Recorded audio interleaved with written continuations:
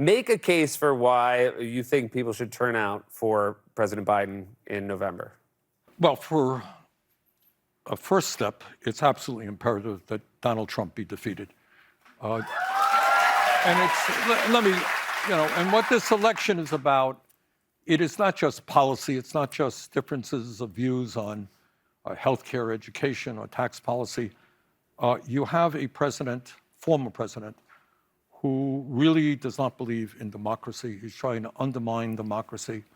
He is a pathological liar. And he is, in very intense ways, trying to divide our people up. Look, this country faces enormous problems today, and we all know what they are. We're talking about income and wealth inequality. We're talking about 60% of workers living paycheck to paycheck. We're talking about the existential threat of climate change, enormous problems facing this country.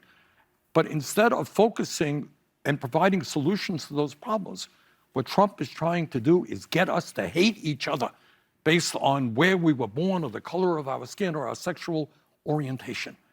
And we just cannot allow that to happen. And then on top of all that, you got a guy in Trump who, during his presidency, gave massive tax breaks to the rich at a time when we have unprecedented income and wealth inequality. It's the last thing they need. This guy wants to throw tens of millions of people off of the health insurance that they have.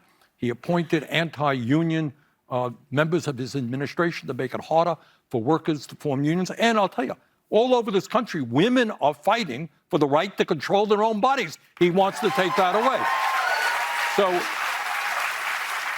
So that's Trump. And on the other hand, in Biden, I'm not going to sit here. I ran against Biden, so I'm not going to sit here and tell you that I agree with everything Joe Biden is doing. I don't, big time. But on the other hand, this is the first president in the history of the United States to walk on a picket line with workers. And that's a pretty impressive thing.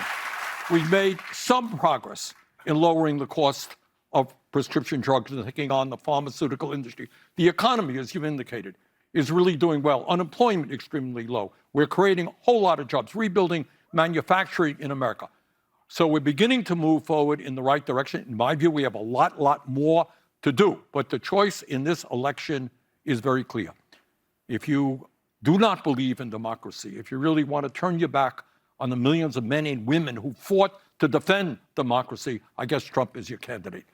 But if you believe in what this country is supposed to value, is that we all come together as one people, we believe in the rule of law, Biden is your candidate.